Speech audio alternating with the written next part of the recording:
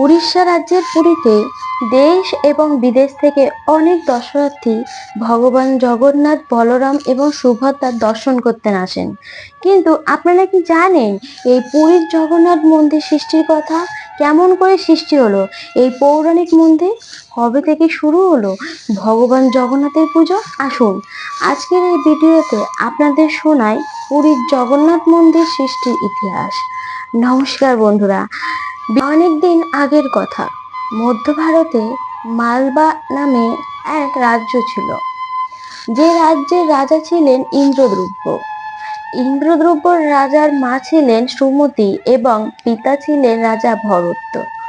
এটা শোনা যায় যে রাজা ইন্দ্রদ্রুব্য ভগবান বিষ্ণুর খুব বড় ভক্ত ছিলেন, যার মনে একটাই ইচ্ছা ছিল যে কোনোদিন ভগবান বিষ্ণুকে তিনি সাক্ষাৎ দর্শন করবেন।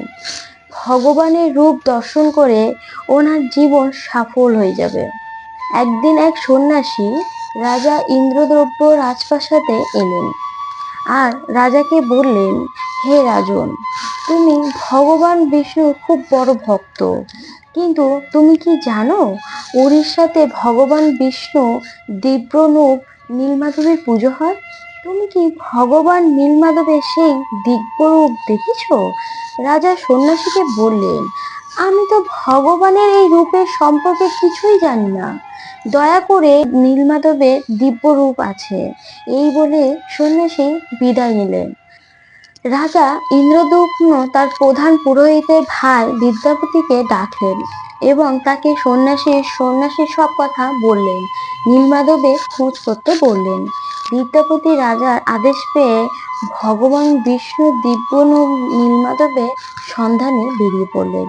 কিছুদিন পর যখন তার উড়িষ্যাতে পৌঁছালেন, তখন গুপ্তচরের মাধ্যমে তিনি জানতে পারলেন কিছু শবরজ্যোতির লোক আছে যারা নীলমাধবের পুজো করে, তবে সেই নীলমাধবের মূর্তি কোথায় আছে তা কেউ জানে না। এই কথা শুনে বিদ্যাপতি সেই শবরদের কাছে গেলেন এবং শবর রাজা বিশ্ববসুর সাথে দেখা করলেন। বিদ্যাপতি বিশ্ববসুকে অনুরোধ করলেন নীলমাধবের মূর্তির কাছে নিয়ে যাওয়ার জন্য। বিশ্ববসু বিদ্যাপতির কথা শুনে তাকে বললেন, এ অসম্ভব, সেই দিব্য মূর্তি আমি কাউকে দেখাতে পারবো না। এই কথা শুনে বিদ্যাপতি চিন্তিত হলেন এবং মনে মনে ঠিক করলেন যে যেমন করে হোক নীলমাধবের মূর্তি আমাকে দেখতেই হবে। কিছুদিন যাওয়ার পর বিদ্যাপতি বুঝতে পারলেন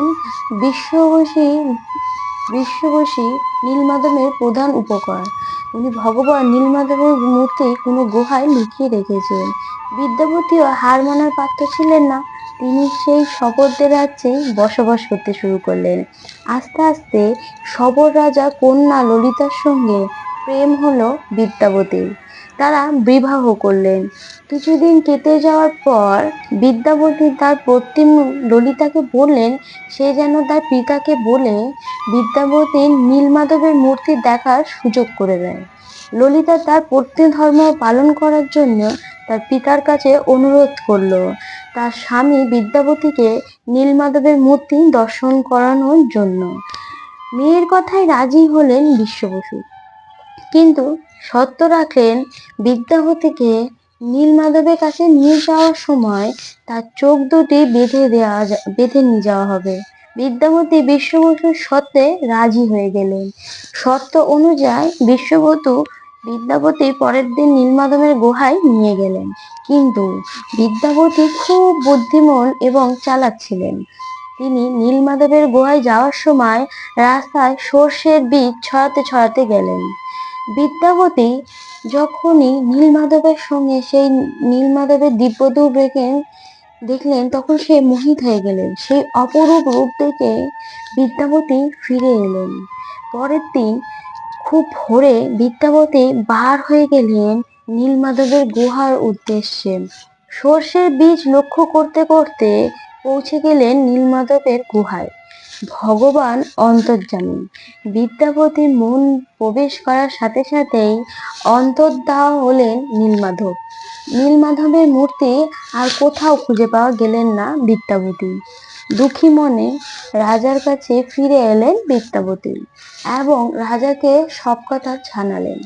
রাজা সব কথা শুনে সৈন্য সামন্ত নিয়ে নীলমাধবের খোঁজে গেলেন সবর রাজ্যে। কিন্তু তিনি এসে দেখলেন ভগবান নীলমাধব সত্যি অন্তর্ধান হয়েছেন। রাজা ইন্দ্রদগ্ন খুব দুঃখ পেলেন এবং ভাবলেন, প্রভুর দর্শন যখন পেলাম না, তখন এই জীবন রেখে আর কি লাভ?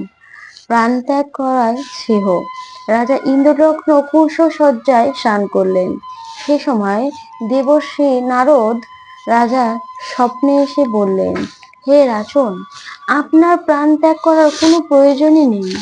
এই স্থানে আপনার মাধ্যমে ভগবান জগন্নাথ দেব দারুব্রহ্ম রূপে পুজো নেবেন। রাজা এই কথা শুনে শান্তি পেলেন। একদিন রাত্রে ভগবান বিষ্ণু রাজার স্বপ্নে এলেন এবং রাজাকে বললেন, তুমি আমার পরম ভক্ত, তাই ভক্তদের থেকে আমি দূরে থাকি না। আমি সমুদ্রে ভাসতে ভাসতে তোমার কাছে আসছি। পুরীর মঙ্কিভবন নামক স্থানে তুমি আমাকে দারুব্রহ্ম রূপে পাবে, তাই তুমি একটি দিব্য মন্দিরে প্রতিষ্ঠা করো। রাজা সেই স্থানে গিয়ে দারুব্রহ্মের সন্ধান পেলেন। যখন সে দারুব্রহ্ম তুলতে গেলেন, তখন এক ছিল, নড়াতে পারলেন না। রাজা আদেশ দিলেন হাতি নিয়ে টানতে। সহস্র হাতি টেনেও সে দারুব্রহ্মকে এক চুলো নড়াতে পারলেন না। রাজা হতাশ হলেন। ভগবান সেই রাত্রে আবার স্বপ্ন দিলেন। রাজাকে ভগবান বললেন, সবর রাজা বৃষবসু আমার পরম ভক্ত, তুমি তাকে সসম্মানে এই স্থানে নিয়ে এসো আর এই দারুব্রহ্ম নিয়ে যাওয়ার জন্য একটি স্বর্ণরথের ব্যবস্থা করো। রাজা পরদিন তাই করলেন। ভক্ত বিশ্ববসু এলেন। বিশ্ববসু, বিদ্যাপতি ও রাজা তিনজনে মিলে দারুব্রহ্ম তুললেন এবং সেই দারুব্রহ্মকে স্বর্ণরূপে চড়িয়ে মহা ধুমধামের সাথে সংকীর্তন করতে করতে নিয়ে এলেন গুন্ডিচা মন্দিরে এবং এক দিব্য মন্দির তৈরি করার কাজ শুরু করলেন। রাজা ইন্দ্রদগ্ন সমুদ্রে প্রাপ্ত দারুব্রহ্ম পাওয়ার পর গুন্ডিচা মন্দিরে মহাবেদী নির্মাণ করে যজ্ঞ করলেন। যজ্ঞ সমাপ্ত হওয়ার পর নারদ মুনির আদেশ মতো দারুব্রহ্ম বৃক্ষ কাটিয়ে জগন্নাথ, বলরাম ও সুভদ্রা দেবীর বিগ্রহ তৈরিতে মন্দিরে প্রবেশ করলেন। রাজা রাজ্যের শ্রেষ্ঠ কারিগরদের দেখে পাঠালেন, কিন্তু বৃক্ষের গায়ে হাতুড়ির ছিল ঠেকানো মাত্র সেগুলি চূর্ণ বিচূর্ণ হতে লাগলো। রাজা পড়লেন মহা বিপদে। সে সময় বিশ্বকর্মা ছদ্মবেশে রাজার কাছে এসে বললেন, হে রাজন, আমার নাম অনন্ত মহারানা। আমি মূর্তি তৈরির কারিগর। আমি এই মূর্তি গড়তে পারবো। মূর্তি তৈরি করতে আমার একটি বড় ঘর ও 21 দিন সময় লাগবে। তবে আমার একটি শর্ত আছে, 21 দিন আমি দরজা বন্ধ করে কাজ করব। কেউ যেন আমাকে বিরক্ত না করে।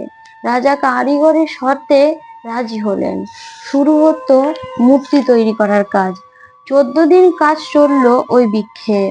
14 দিনের মাথায় রানী ভাবলেন, কোনো শব্দ নেই, তাহলে কি কাজ সম্পূর্ণ না হওয়ার আগেই বৃদ্ধ কারিগর মারা গেলেন?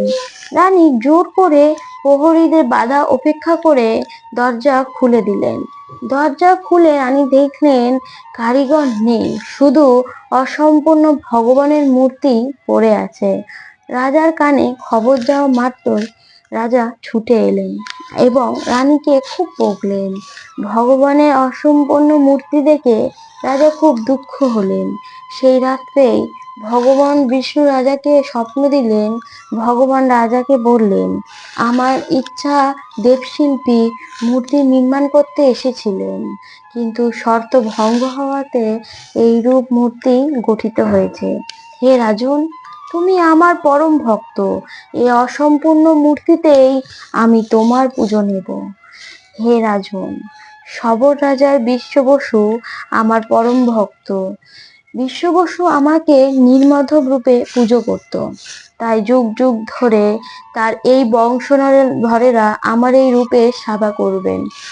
বিদ্যাবতী প্রথম স্ত্রী সন্তানরা আমার পুজো করবে, আর দ্বিতীয় স্ত্রী ললিতার সন্তানরা আমার ভোগ রান্না করবে। লীলা মানব প্রকাশের জন্য আমি এখানে এই রূপেই পুজো নেব।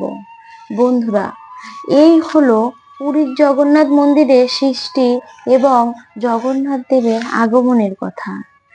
জয় জয় জগন্নাথ, জগন্নাথ দেবের জয়। আশা করি আজকের ভিডিও আপনাদের ভালো লেগেছে। ভালো লেগে থাকলে ভিডিওটি একটি লাইক করতে ভুলবেন না। আমাদের চ্যানেলে নতুন হয়ে থাকলে আমাদের চ্যানেলটি বিনির সঙ্গে আলোচনায় সাবস্ক্রাইব করার অনুরোধ রইল, আর পাশে থাকার বেল আইকনটি প্রেস করার অনুরোধ রইল। আমার ভিডিওর সব থেকে আগে পাওয়ার জন্য অনুরোধ রইল। আমার ভিডিওটি এতটা দেখার জন্য অসংখ্য ধন্যবাদ। ঈশ্বর মঙ্গলময়। সবাই ভালো থাকুন, সুস্থ থাকুন। জয় জগন্নাথ।